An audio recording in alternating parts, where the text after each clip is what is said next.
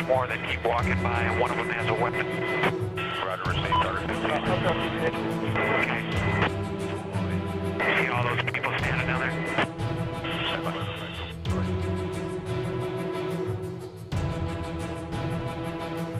Hey, firm. In open courtyard. Yeah, Roger. I just estimated there's about 20 of them. Yeah. Oh, yeah.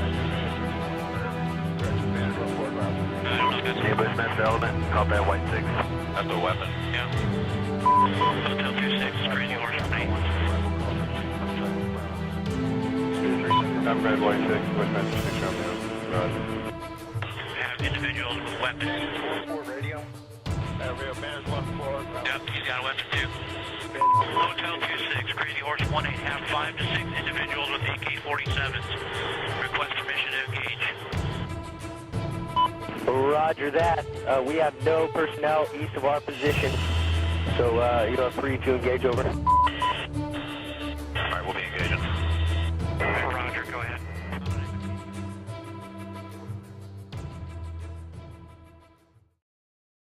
As hacktivist groups have risen to prominence in the past 5 years, few groups have spurred more debate than Wikileaks.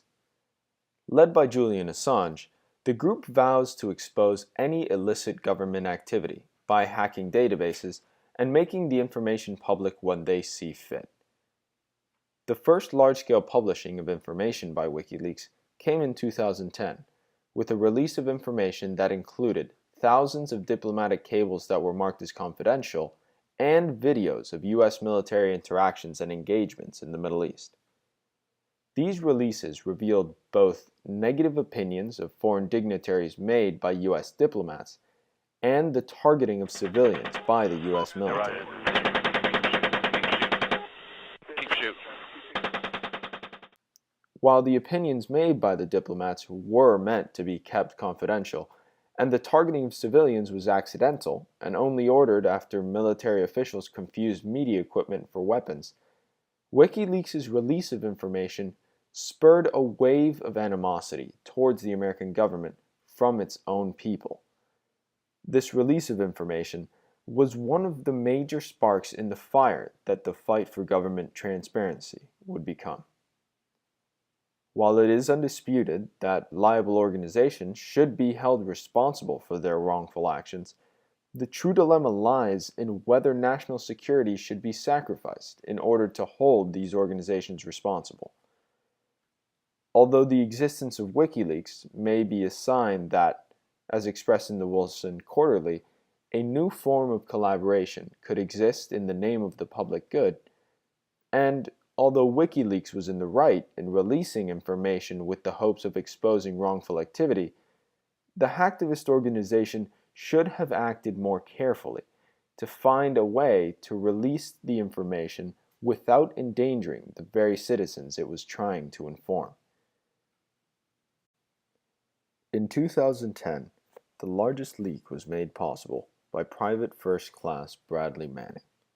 Manning, who was working with military intelligence at the time, gained access to confidential documents from the U.S. military database. He then passed the documents to WikiLeaks, through which they were released to the public. In the initial releases of the documents, some of the names of public officials were redacted to protect their identities. However, not long after the first release, as confirmed by the BBC, the password to unencrypt the original uncensored file became available to the public, and, following that, WikiLeaks released the fully unredacted compilation of the confidential government files, making them readily available to the general population. The two main components of this leak, as discussed a little earlier, were the diplomatic cables and the U.S. military engagement videos. The diplomatic cables consisted of U.S. diplomats and representatives commenting on foreign dignitaries. These comments ranged from small jokes and somewhat silly statements to serious criticisms and rude observations. When made available to the public, these opinions hindered the progress of U.S. foreign policy and decreased foreign dignitaries' willingness to interact with United States officials. As discussed in the journal Third World Quarterly, the release of sensitive information, including American opinions of foreign dignitaries and information on the military's actions in the Middle East, hindered American interactions with several countries, including Tunisia, Iraq, Thailand, and India, among others, by creating enough political unrest to shake the grounds of diplomacy. By creating uncertainty in the minds of both these countries' leaders and their people, the leaked information took part in causing such occurrences as the escalation of conflict in Tunisia and the United States' pulling out its troops from Iraq. The second major component in the Bradley Manning and Wikileaks leak of 2010 was the videos of U.S. military actions in the Middle East. The value in the release of these videos is in the exposure of wrongful actions of an organization that has vowed to fight for what is good. These videos present evidence that the U.S. military has acted wrongfully in the targeting of civilians during military operations.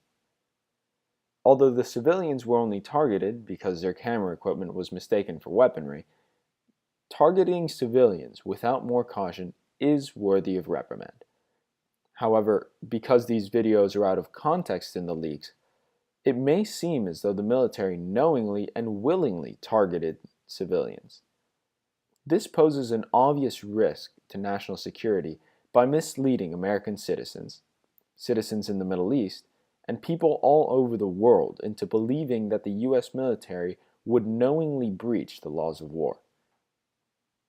Although it may seem obvious to an English-speaking American listening to and watching the video that military officials mistook the camera equipment for weapons, some people in the Middle East, either because they do not speak English and could not understand what the officials' mistake had been, or because groups who oppose the U.S. twisted and turned the truth and the content of the video to use as negative propaganda against the U.S., may have taken on a more hostile attitude towards U.S. soldiers and decided to not cooperate with troops, making Americans' missions more difficult and putting their lives at higher risk.